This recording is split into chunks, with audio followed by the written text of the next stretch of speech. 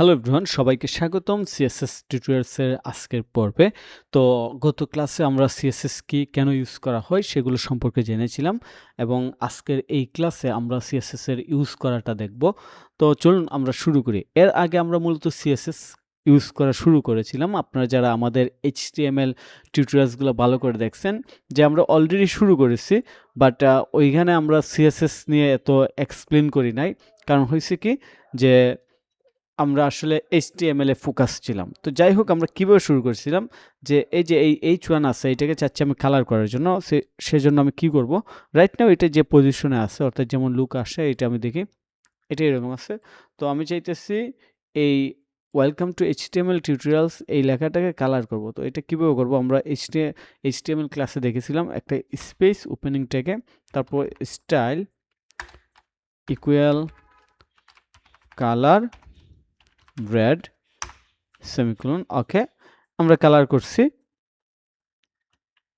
Wow, এইটা হইছে CSS. So এইটা সিএসএস তো আমরা এইচটিএমএল এ দেখছি। তো এখন আপনাদের কাছে মনে হইতে পারে যে এটা তো আমরা এইচটিএমএল অলরেডি দেখছি। এটা just a simple starting process. We are going to learn deeply. So আমরা আসলে ডিপলি শেখা শুরু করছি। চলুন আমরা ডিপলি শেখা শুরু করি একদম সিএসএস ক্লাসে সিএসএস এর মতো করে। তো চলুন আমরা প্রথমে W3 স্কুলে আসি। আসার পর W3 স্কুলে সিএসএস টিউটোরিয়ালসে ক্লিক করলাম। ক্লিক করার পর আমরা স্টেপ বাই স্টেপ শিখব। তো প্রথমে এখানে কি আছে এই জিনিসটা আমরা একটু দেখি, একটু সময় লাগবে। আমি একটু রিলোড দিই, আমার ব্রাউজারটা ফ্রিজ হয়ে গেছে সম্ভবত। স্মুথ হোক, আই ডোন্ট নো, ইয়া ওকে, এটা এখানে স্মুথ আছে। তো সিএসএস টিউটোরিয়ালস আমরা স্টার্ট করছি। Run CSS. CSS is the language we use to style an HTML document. তো নর্মালি আমরা যখন একটা ওয়েবসাইট ডিজাইন শুরু করি, একটা ইন্ডেক্স ডট এইচটিএমএল ফাইল নেই, এটা হচ্ছে মূলত একটা এইচটিএমএল ডকুমেন্ট এবং CSS is language we use to style an HTML document. তো সিএসএস হচ্ছে এমন একটা ল্যাঙ্গুয়েজ যেটা আমরা এইচটিএমএল ডকুমেন্টকে স্টাইল করার জন্য ইউজ করি। তারপর সেকেন্ড নাম্বার লাইনে কি বলছে, CSS describe how HTML element should be display. অর্থাৎ সিএসএসই আইডেন্টিফাই করে দেয় যে এইচটিএমএল এলিমেন্টটা আসলে কিভাবে ডিসপ্লে হবে, অর্থাৎ এটা কোথায় কোন পজিশনে দেখাবে এবং এটা আসলে কিভাবে দেখাবে। তারপর যে জিনিসটা এখানে বলছে, this tutorials will teach you CSS from basic to advance. So এখানে আমরা বেসিক টু অ্যাডভান্স শিখতে যাচ্ছি, এই জন্য আমরা ক্লিক করতেছি স্টার্ট লার্নিং সিএসএস নাও। ওকে, সিএসএস স্টার্ট লার্নিংয়ে যখন আসলাম, সিএসএস ইন্ট্রোডাকশন, এখানে আসলে কি আছে, হোয়াট ইজ সিএসএস। সিএসএস আসলে কি, CSS stand for cascading style sheet, এটা আমরা আগেও জেনেছি প্রথম ক্লাসে। তারপর CSS describe how HTML element are to be display on screen, paper or in the others media. CSS save a lots of work. It can control the layout of multiple web page all at once. অর্থাৎ CSS প্রচুর কাজ আমাদেরকে save করে দেয়। অর্থাৎ CSS এর মাধ্যমে আমরা আমাদের ওয়েবসাইটের যে ডকুমেন্ট ফাইল আছে কিংবা এইচটিএমএল ফাইল আছে এবং অনেকগুলো পেজে এই ফাইলগুলা বিভক্ত থাকে কিংবা এই ফাইলগুলা দিয়ে আমরা অনেকগুলো পেজ বানাই, এই সব কিছু মূলত আমরা সিএসএস দিয়ে কন্ট্রোল করতে পারি। অর্থাৎ একটা ক্লাস দিয়ে অনেকগুলো বিষয় কন্ট্রোল করতে পারি। এটা যখন আমরা রিয়েল লাইফ প্রজেক্ট করব তখন আমরা বুঝতে পারবো। এবং ফাইনালি 4 নম্বর লাইনে যে বিষয়টা বলছে, external style sheet are stored in CSS file. অর্থাৎ সিএসএসটা আমরা এখন যেভাবে করতেছি কিংবা এক্সাম্পল হিসাবে দেখতেছি, ওইটা আসলে স্ট্যান্ডার্ড কিংবা স্মার্ট প্রসেস না। আমরা মূলত এক্সটার্নাল একটা ফাইলের মাধ্যমে সিএসএসটা লিখবো এবং টোটালি কন্ট্রোল করব। এটা কিভাবে, যে আমি একটা ফাইল বানাবো, এটা নাম হবে style.css এবং এই ফাইল থেকে সব সিএসএস আমি কন্ট্রোল করব।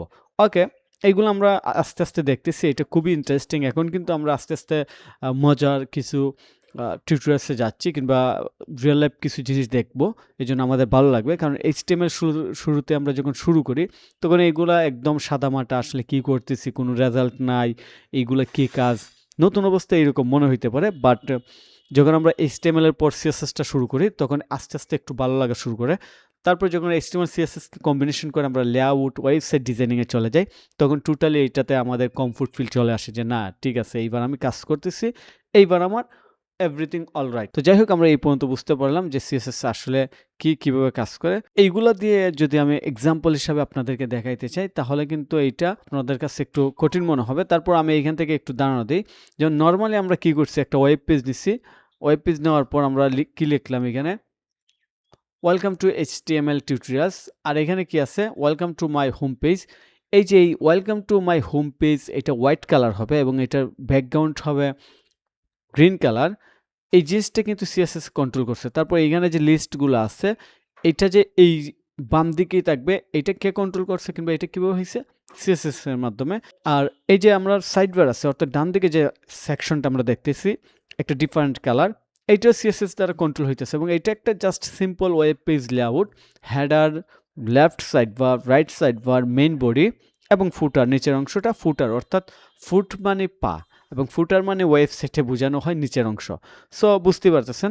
তো আমরা নেক্সটে যাই। নেক্সটে যাওয়ার পর আমরা কোন জায়গা থেকে শুরু করব দেখি, কিংবা কোথায় থেকে শুরু করব। সিএসএস এক্সাম্পল, আসলে সিএসএস এক্সাম্পল এখানে দেওয়া আছে। আমি এটা ইগনোর করতেছি কারণ আমি আমার মতো করে শেখাবো যাতে আপনাদের ইজি হয়। CSS save A lots of work, ignore it. CSS syntax, আমরা সিএসএস সিনট্যাক্স নিয়ে দেখব। ওকে, সো সিএসএস সিনট্যাক্সটা খুবই গুরুত্বপূর্ণ।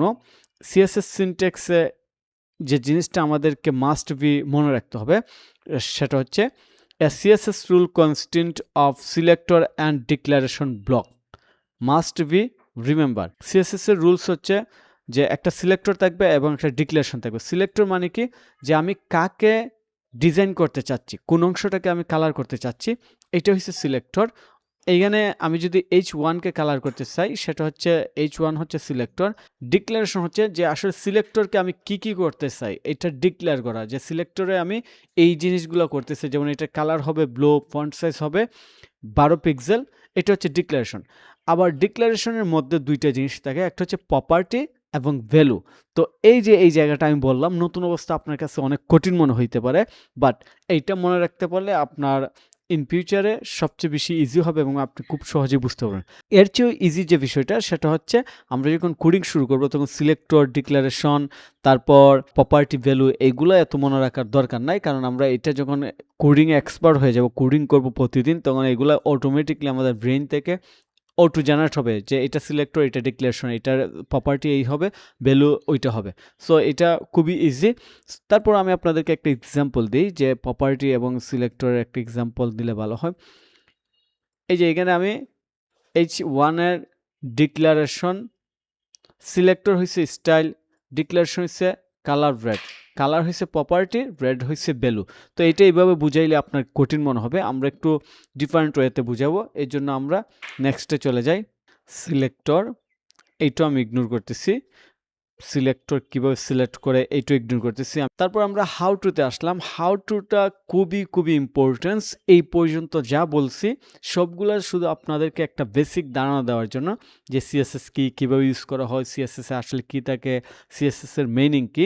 বাট এখন যে জায়গাতে আসছি এটা হচ্ছে আমাদের মূল টিউটোরিয়ালস, এবং এইখান থেকে আমাদের শুরু করা উচিত ছিল, কিন্তু নতুনদের জন্য এইখান থেকে শুরু করলে এটা কঠিন হয়ে যাবে। এই জন্য আমরা উপরের সেকশনগুলো শেষ করে এখান থেকে শুরু করছি। তো হাউ টু অ্যাড সিএসএস, অর্থাৎ আমরা যে সিএসএস লিখবো এটা আসলে কীভাবে লিখবো, আমাদের ওয়েব পেজে, HTML ওয়েব পেজে সিএসএসটা কীভাবে লেখা হয়। তো মূলত তিনভাবে লেখা যায়। একটা হচ্ছে এক্সটার্নাল সিএসএস, ইন্টারনাল সিএসএস এবং ইনলাইন সিএসএস। তো আমরা অলরেডি একটা সিএসএস এর সাথে পরিচিত আছি, সেইটা কি, সেইটা আমি আপনাদেরকে দেখাই। সেটা হচ্ছে ইনলাইন সিএসএস, যদিও এখানে নাই, আমরা পরবর্তী দেখব। ইনলাইন সিএসএস অর্থাৎ HTML ফাইলের ভিতরে ট্যাগের মধ্যেই সিএসএস এর স্টাইলটা দেওয়া, এটা হচ্ছে ইনলাইন সিএসএস। এবং ইন্টারনাল সিএসএসটা আমরা পরে দেখব এবং এক্সটার্নাল সিএসএসটা পরে দেখব। তো ইনলাইন সিএসএস নিয়ে খুব কম কাজই হয়, অর্থাৎ ইনলাইন সিএসএসটা আবার এসইও ফ্রেন্ডলি না। এসইও ফ্রেন্ডলি না কি, এটা আমরা পরে শিখবো, যে এসইও কি, এসইও ফ্রেন্ডলি হওয়াটা কেন জরুরি, এসইও ফ্রেন্ডলি কোডিংয়ের গুরুত্ব, এটা আমরা পরে শিখবো। বাট এখন শুধু আমরা এই পর্যন্ত জানি যে এটা এসইও ফ্রেন্ডলি না। এই জন্য এসইও ফ্রেন্ডলি কোড লিখতে হলে আমাদেরকে অবশ্যই এক্সটার্নাল সিএসএস দিয়ে শুরু করতে হবে। তো আজকের এই ক্লাসে মূলত আমরা সিএসএস এর ইন্ট্রোডাকশন, সিলেক্টর, সিনট্যাক্স এবং কিভাবে ইউজ করতে হয় এইগুলোর সম্পর্কে একটা প্রপার আইডিয়া নিলাম। পরবর্তী ক্লাসে আমরা এখান থেকে শুরু করব, এক্সটার্নাল সিএসএস দিয়ে কোডিং করা শুরু করব। তো সেই পর্যন্ত সবাই ভালো থাকুন, কথা হবে পরবর্তী ভিডিওতে। আল্লাহ হাফেজ।